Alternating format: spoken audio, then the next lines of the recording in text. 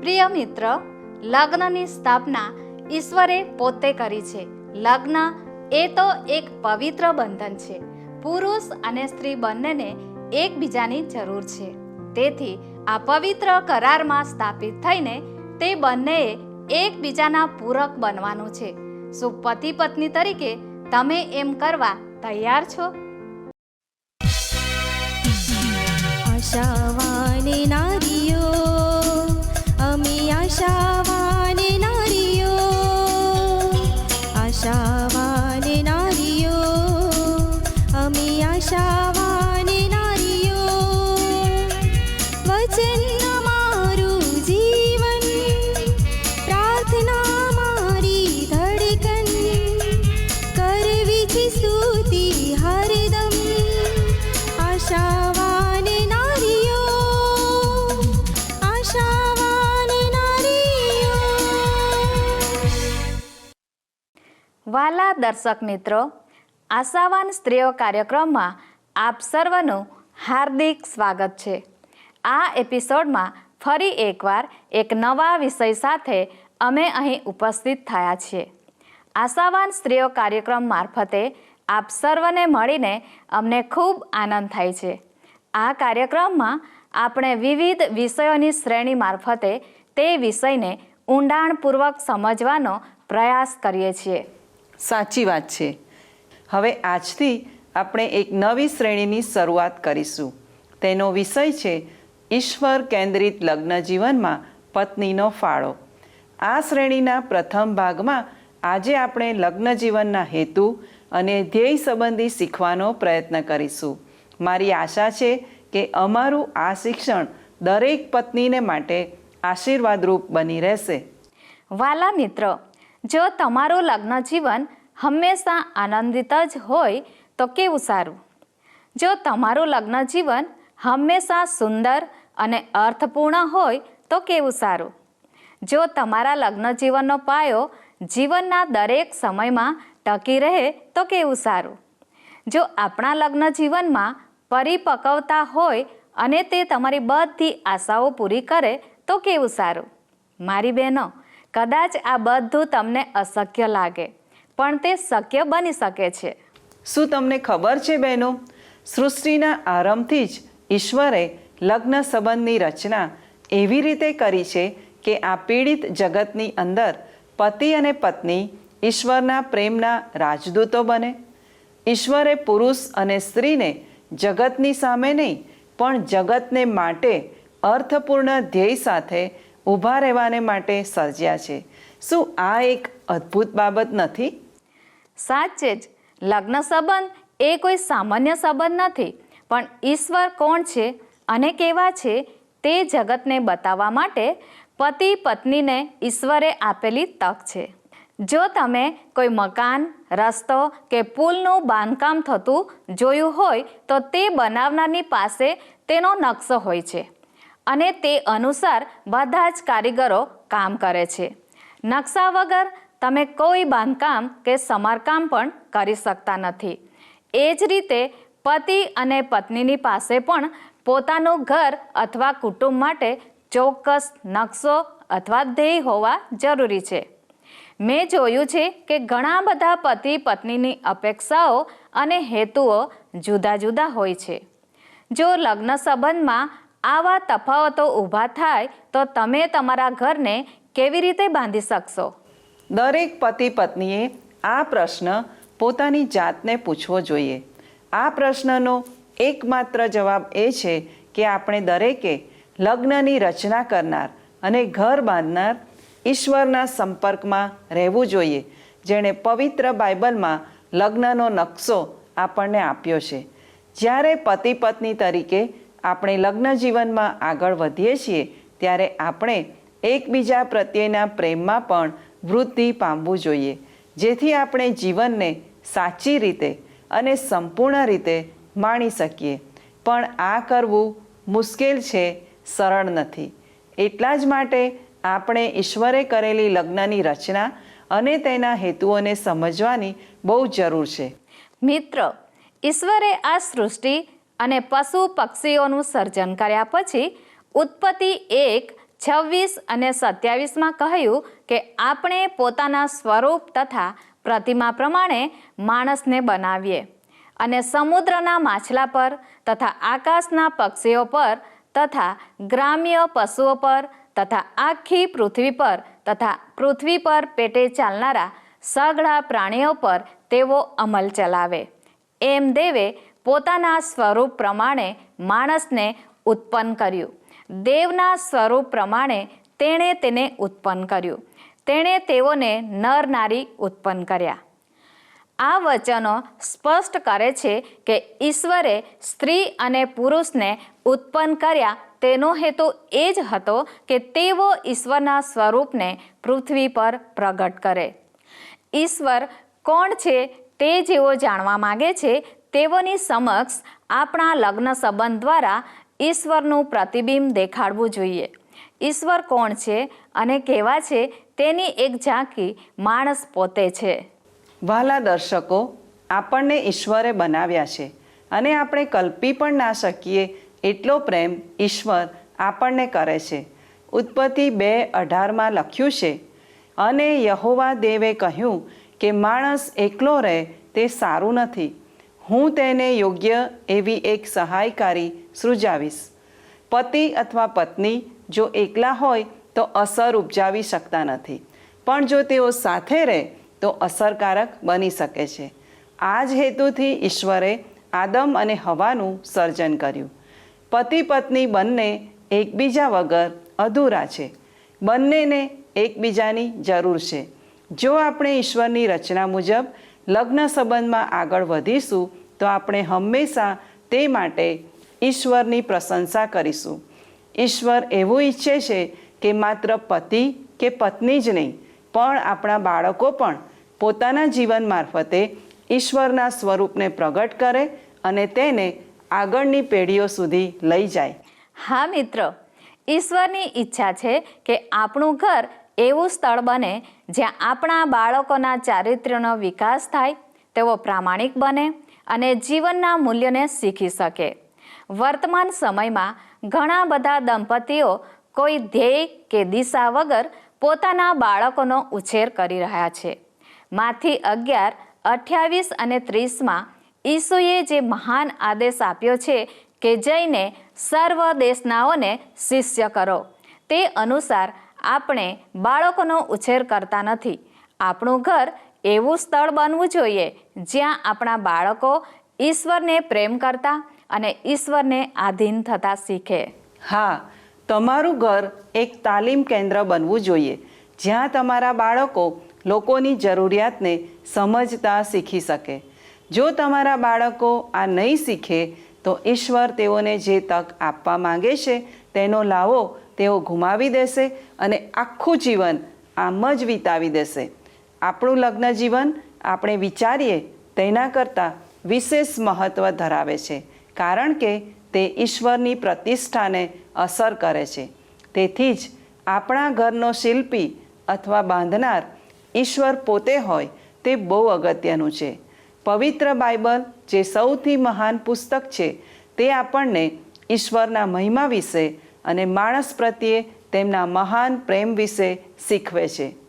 પ્રથમ યુગલ આદમ અને હવાએ એદનવાડીમાં ઈશ્વરની સંગતનો, ઈશ્વરની સાથે ચાલવાનો અને ઈશ્વરની સાથે વાત કરવાનો અનુભવ કર્યો. તેઓ ઈશ્વરને જાણતા હતા અને એકબીજાને પણ જાણતા હતા. તેઓ એકબીજાના સાથીદાર હતા અને એકબીજા પર સંપૂર્ણ ભરોસો રાખતા હતા. તેઓ એકબીજાના સહવાસથી આશીર્વાદ અને આનંદની લાગણી અનુભવતા હતા. તેઓના લગ્નના કરારનું પ્રથમ વાક્ય આ હતું: મારા હાડકામાંનું હાડકું અને મારા માંસમાંનું માંસ. આ શબ્દ તે બંને એકબીજા સાથે જોડાયેલા છે. તેના મહાન આનંદને પ્રગટ કરે છે. ઈશ્વરના પ્રેમને પતિના પ્રેમની સાથે સરખાવવામાં આવ્યો છે. લગ્નની મિજબાનીને સ્વર્ગની સાથે અને વરરાજાને ઈસુ ખ્રિસ્તની સાથે સરખાવવામાં આવે છે, જેણે પોતાની કન્યા એટલે મંડળીને માટે પોતાનું બલિદાન વધસ્તંભ ઉપર આપી દીધું. મિત્રો, આ જ લગ્નનો અંતિમ ધ્યેય અને હેતુ છે. લગ્ન એ તો ઈશ્વરે આપણને આપેલી ભેટ છે. તેની રચના ઈશ્વરે એટલા માટે કરી છે જેથી તેના દ્વારા આપણને આનંદ મળે અને ઈશ્વરને મહિમા મળે. લગ્નની આ ભેટ દ્વારા ઈશ્વરે આપણને તેમની સાથે અને એકબીજાની સાથે જોડાયેલા રહેવાની આશા અને નિકટતાનો આનંદ પૂરો પાડ્યો છે. ધીમે ધીમે ઈશ્વર આપણને એકબીજામાં રહેલા તફાવતો સ્વીકારવા મદદ કરે છે. એટલું જ નહીં પણ એકબીજાની કદર કરવાનું પણ શીખવે છે. આ પ્રક્રિયા દ્વારા આપણે શીખી શકીએ છીએ કે દરેક સફળ લગ્ન સંબંધ બાઇબલના સત્ય પર ટકી રહે છે. ઈશ્વરે ચોક્કસ હેતુ સાથે આપણને બનાવ્યા છે. તેના 5 હેતુઓ આ પ્રમાણે છે: ઈશ્વરનું ભજન કરવું, સંગતમાં રહેવું, શિષ્યપણામાં આગળ વધવું, ઈશ્વરની સેવા કરવી અને સેવા ક્ષેત્રમાં વૃદ્ધિ પામવું. જો ઈશ્વરના આ 5 હેતુઓને આપણે સમજતા નથી તો આપણું લગ્ન જીવન મુશ્કેલ અને જટિલ બની જાય છે. પણ જ્યારે આપણે પોતાના જીવન માટે અને લગ્ન માટે ઈશ્વરના હેતુઓને સમજી લઈએ છીએ ત્યારે તે સાચા અર્થમાં હેતુલક્ષી લગ્ન જીવન બને છે. તમારું લગ્ન જીવન કઈ સ્થિતિમાં છે? આ પ્રશ્ન પર જરૂરથી વિચાર કરજો.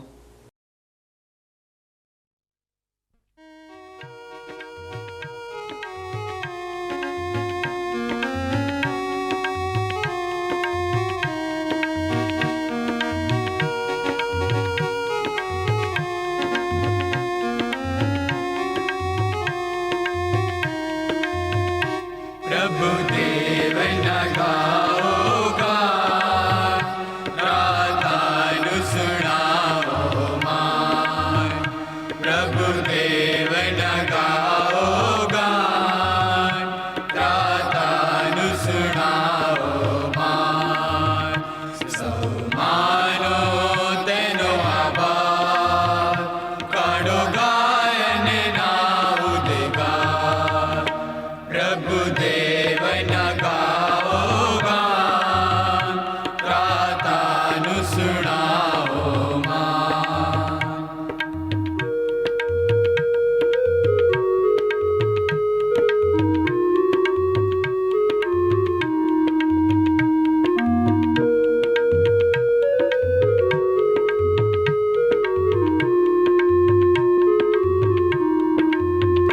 प्रभु देव चे महिमावान, सहुदेवति शक्तिमान. प्रभु देव चे महिमावान, सहुदेवति शक्तिमान.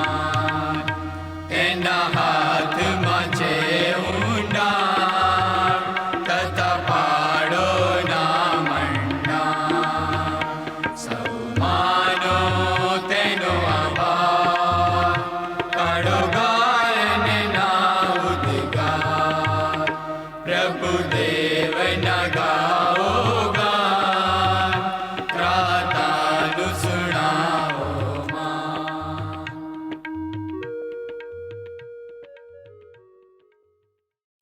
પ્રિય દર્શકો, આપ નિહાળી રહ્યા છો કાર્યક્રમ આશાવાન સ્ત્રીઓ. આજના પ્રસારણમાં આપણે લગ્ન માટે ઈશ્વરનો ધ્યેય અને હેતુ વિશે શીખી રહ્યા છે. યાદ રાખો બહેનો, લગ્ન સંબંધી બાઇબલ આધારિત હેતુઓ આપણને લગ્ન જીવનમાં સમતોલન રાખવા મદદરૂપ બને છે. તમને અને તમારા જીવનસાથીને બંનેને ઈશ્વરે પોતાના આનંદ માટે સર્જ્યા છે. એક વખત એક પંડિતે ઈસુને પ્રશ્ન પૂછ્યો કે નિયમશાસ્ત્રમાં સૌથી મોટી આજ્ઞા કઈ છે? ઈસુએ તેને જવાબ આપતા કહ્યું કે પ્રભુ તારા દેવ પર તું તારા પૂરા હૃદયથી ને તારા પૂરા જીવથી ને તારા પૂરા મનથી પ્રીતિ કર. પહેલી ને મોટી આજ્ઞા એ છે અને બીજી આજ્ઞા એના જેવી જ છે, એટલે જેવી પોતા પર તેવી પોતાના પડોશી પર તું પ્રીતિ કર. ઈસુએ આ 2 જ વાક્યોમાં આખા બાઇબલનો સારાંશ આપી દીધો, એટલે કે ઈશ્વર પર પ્રેમ કર અને અન્ય લોકોને પ્રેમ કર. આ અન્ય લોકોમાં પત્નીનો પણ સમાવેશ થાય છે. પ્રિય બહેનો, આપણું આ જીવન સંબંધો પર આધારિત છે, સિદ્ધિઓ પર નહીં. સૌથી અગત્યની બાબત ઈશ્વર સાથે સંબંધ વિકસાવવાની છે, જે હંમેશા ટકી રહેશે. તેને આપણે ઈશ્વરની ભક્તિ કે આરાધના કહી શકીએ. જ્યારે આપણે પોતાના જીવનસાથીને પ્રેમ કરીએ છીએ અને તેના માટે બધો ત્યાગ કરીએ છીએ, ત્યારે પણ ઈશ્વરને આનંદ થાય છે. જ્યારે પણ આપણે ઈશ્વરને ખુશ કરીએ છીએ, ત્યારે તે દ્વારા ઈશ્વરની ભક્તિ કરીએ છીએ. પવિત્ર બાઇબલ શીખવે છે, ઈશ્વરે તમને જે જીવનસાથી આપ્યા છે, તેને જ્યારે તમે પ્રેમ કરો છો, ત્યારે ઈશ્વરને આનંદ થાય છે. સાચી વાત. આપણને ઈશ્વરના કુટુંબમાં સામેલ કરવામાં આવ્યા છે. ઈશ્વરે આપણને વચન આપ્યું છે કે જ્યાં 2 કે 3 મારે નામે એકઠા થયેલા હશે, ત્યાં હું તેઓની વચમાં હાજર હોઈશ. તેથી જો પતિ અને પત્ની બંને વિશ્વાસી હોય તો ઈશ્વર તેઓના લગ્ન જીવનમાં છે અને તે તેઓના જીવનમાં કાર્ય કરીને તેઓને 2 વ્યક્તિમાંથી એક કુટુંબ બનાવે છે, જેમાં ઈશ્વર કેન્દ્ર સ્થાને હોય છે. શું આ આપણા માટે એક મહાન વાત નથી? ઈશ્વર ઈચ્છે છે કે આપણે સાચી વ્યક્તિને પ્રેમ કરીએ અને આપણું લગ્ન જીવન ઈસુના જેવો પ્રેમ કરતા શીખવા માટેની પ્રયોગશાળા બની જાય. વાલી બહેનો, ઈશ્વરે આપણને એવી તક પૂરી પાડી છે કે આપણે એકબીજાની સાથે સાચો સંબંધ અને નિકટતા કેળવી શકીએ. ઈશ્વર ઈચ્છે છે કે આપણે લગ્ન સંબંધમાં સામાન્ય બાબતોથી ઉપર જઈએ. તે માટે એકબીજાની સાથે ઊંડો સંબંધ હોવો જરૂરી છે. લગ્ન સંબંધમાં આપણે કોણ છીએ અને આપણા જીવનમાં શું થઈ રહ્યું છે, તે બાબતમાં પ્રામાણિક બનવાની જરૂર છે. આ ત્યારે જ શક્ય બને જ્યારે પતિ પત્ની બંને એકબીજાની લાગણીઓ, પીડા, નિષ્ફળતાઓ, શંકા, બીક અને નબળાઈઓને એકબીજાની સાથે વહેંચે, એકબીજાને મદદ કરે અને એકબીજાને માટે પ્રાર્થના કરે. યાદ રાખો, પતિ પત્ની બંનેને ઈસુ ખ્રિસ્તના જેવા બનવા માટે સર્જવામાં આવ્યા છે. તે બંનેમાં ઈશ્વરના પ્રેમનો વિકાસ કરવા માટે લગ્ન સંબંધ એક પ્રયોગશાળા છે.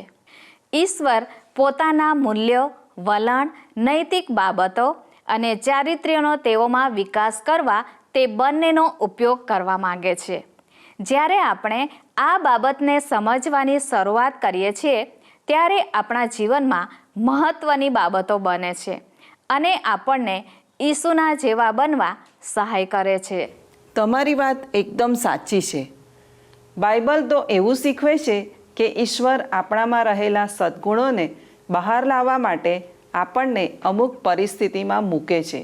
બીજા શબ્દોમાં કહું તો ઈશ્વર આપણને સાચો પ્રેમ કરતા શીખવવા માટે આપણને પ્રેમ ના કરતા લોકો મધ્ય મૂકે છે. આપણને સાચો આનંદ મળે તે માટે ઈશ્વર આપણને મુશ્કેલીઓમાંથી પસાર થવા દે છે. આપણને આંતરિક શાંતિ મળે અને ધીરજ રાખતા શીખીએ તે માટે આપણા જીવનમાં તોફાન અને તણાવ આવવા દે છે, જે આપણને વિશ્વાસ રાખતા શીખવે છે. એક પુસ્તકના લેખક એવું કહે છે, લગ્ન સંબંધ આપણને આનંદ આપવા માટે નહીં, પણ આપણને પવિત્ર બનાવવા માટે છે. આ વાત સાચી છે. ઈશ્વર આપણને ઈસુ ખ્રિસ્તના જેવા બનાવવા માંગે છે. તે માટે લગ્ન સંબંધ કરતાં વધારે ઉપયોગી સાધન કયું હોઈ શકે? વાલી બહેનો, લગ્ન સંબંધની શરૂઆતમાં એકબીજા માટેનો પ્રેમ અને નવા સંબંધનો ઉમળકો દેખાઈ આવે છે. પણ આપણે આપણા લગ્ન સંબંધને નિયમિત રીતે તાજો કરવાનો છે, જેથી તે વધારે મજબૂત બને. જ્યારે પણ મુશ્કેલીનો સમય આવે ત્યારે આપણે સાચવીને આગળ વધવાનું છે. ઈશ્વર આપણ દરેકનો ઉપયોગ કરે છે, જેથી આપણે ઈસુના સ્વરૂપ અને પ્રતિમા પ્રમાણે અન્ય લોકોનું ઘડતર કરી શકીએ. પતિ અને પત્ની બંનેને ઈશ્વરની સેવા માટે ઉત્પન્ન કરવામાં આવ્યા છે. લગ્ન સંબંધ એક ત્રિકોણ આકાર સમાન છે. તેમાં સૌથી ઉપર ઈશ્વર છે અને નીચેના બંને ખૂણા તે પતિ અને પત્ની છે. તે બતાવે છે કે ઈશ્વરની નજરમાં પતિ અને પત્ની બંને સરખા છે. જો તમારા લગ્ન સંબંધમાં ઈશ્વર સૌથી ઉપર છે અને પતિ પત્ની બંને ઈશ્વરની સાથે જોડાયેલા છે તો કોઈ તેને નુકસાન કરી શકતું નથી. પણ જો ઈશ્વરને આ સંબંધમાંથી બાજુ પર કરી દેવામાં આવે ત્યાં સમસ્યાઓની શરૂઆત થાય છે. આ તમે બહુ જ અગત્યની વાત કરી. વાલા મિત્રો, શું તમારા લગ્ન સંબંધમાં ઈશ્વર કેન્દ્ર સ્થાને છે? શું તમે લગ્ન જીવનમાં મુશ્કેલીઓનો સામનો કરી રહ્યા છો? તો આજે ઈશ્વરને તમારા સંબંધોમાં પ્રથમ સ્થાન આપો. આવો પ્રાર્થના કરીએ. પ્રેમાળ ઈશ્વર પિતા, તમે લગ્ન સંબંધની સ્થાપના કરી છે તે માટે તમારો આભાર. જે પતિ પત્ની લગ્ન જીવનમાં સમસ્યાઓનો સામનો કરી રહ્યા છે તેઓને તમે સાચી સમજ આપો કે તેઓ પોતાના સંબંધમાં તમને પ્રથમ સ્થાન આપે. દરેક પતિ પત્નીને મદદ કરો કે તેઓ એકબીજાને આદર આપે અને સાથે મળીને પોતાના પ્રશ્નોને હલ કરે. ઈસુના નામમાં માંગુ છું. આમીન.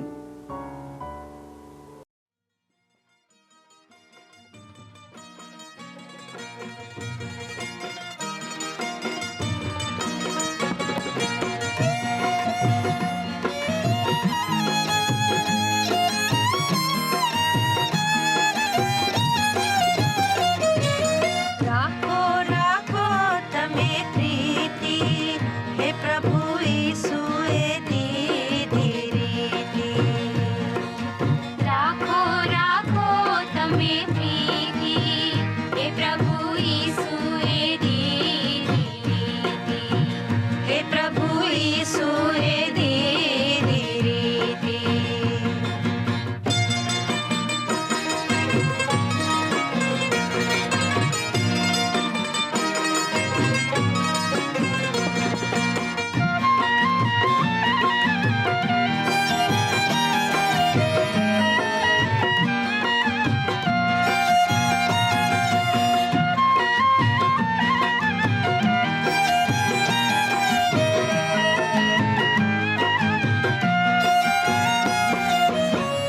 માથે ધોયા શિષ્યોના જ્યારે, રીત શીખવી તેણે ત્યારે. પગ ધોયા શિષ્યોના જ્યારે, રીત શીખવી તેણે ત્યારે. દુઃખ વેઠ્યું ખ્રિસ્તે ભારી, પાપી જનની તારી. દુઃખ વેઠ્યું ખ્રિસ્તે ભારી, પાપી જન લીધા તારી. રાખો રાખો તમે પ્રીતિ, હે પ્રભુ ઈસુએ દીધી રીતિ. હે પ્રભુ ઈસુએ દીધી રીતિ.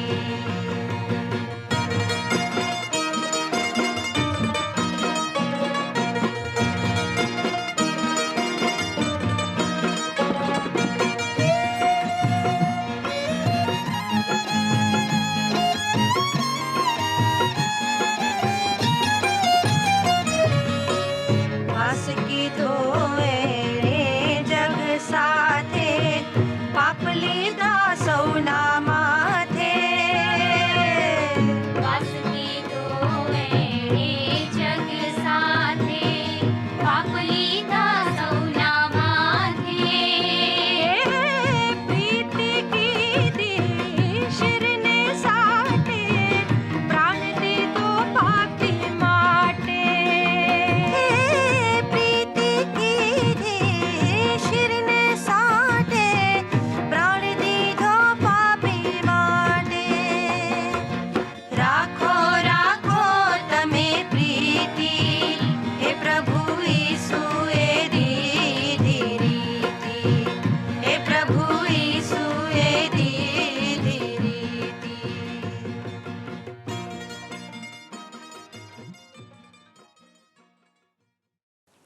વાલા દર્શકો, આ છે કાર્યક્રમ આશાવાન સ્ત્રીઓ.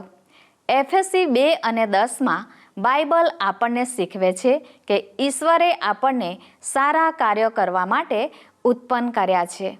બીજાઓની અથવા પતિ કે પત્નીની સેવા કરવા દ્વારા આપણે ઈશ્વરની સેવા કરીએ છીએ. આપણને આપવામાં આવેલા આત્મિક કૃપાદાનો દ્વારા આપણી શક્તિઓ, આપણા વ્યક્તિત્વ અને આપણા અનુભવો દ્વારા ઈશ્વર આપણને તેમની સેવાને માટે તૈયાર કરે છે.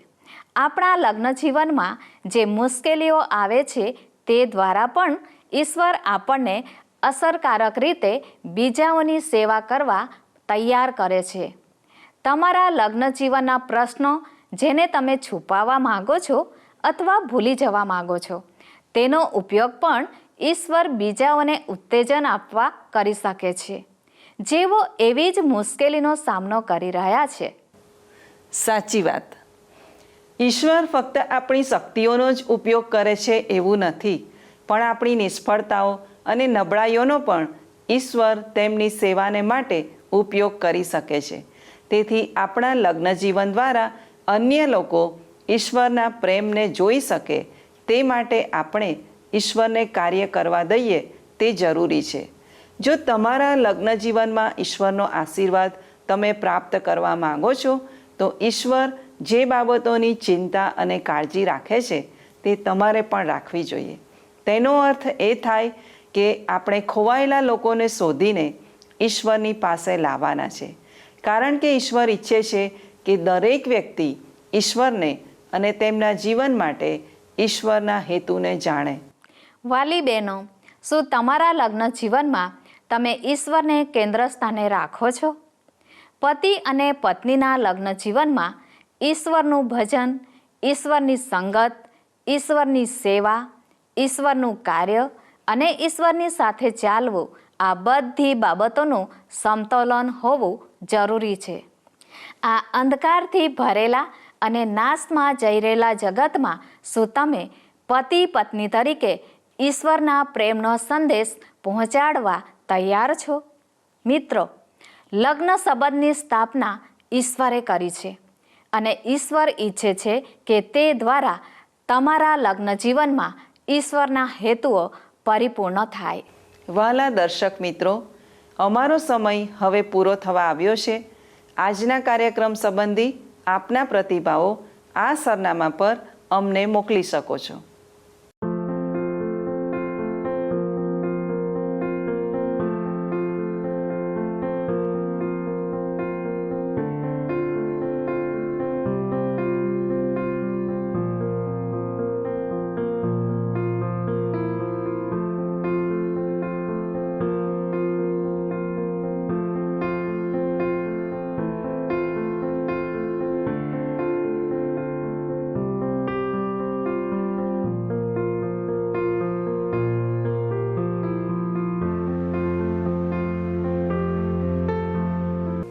જો આપ ફોનથી અમારી સાથે વાર્તાલાપ કરવા માંગો છો તો અમારો ફોન નંબર છે 94 29 37 55 12 9429375512. આ નંબર પર આપ અમને મિસ કોલ અથવા SMS પણ કરી શકો છો. ઈશ્વર આપને આશીષ આપે. ધન્યવાદ. શું તમને આ કાર્યક્રમ ગમ્યો? અત્યારે જ અમને મિસ કોલ કરો.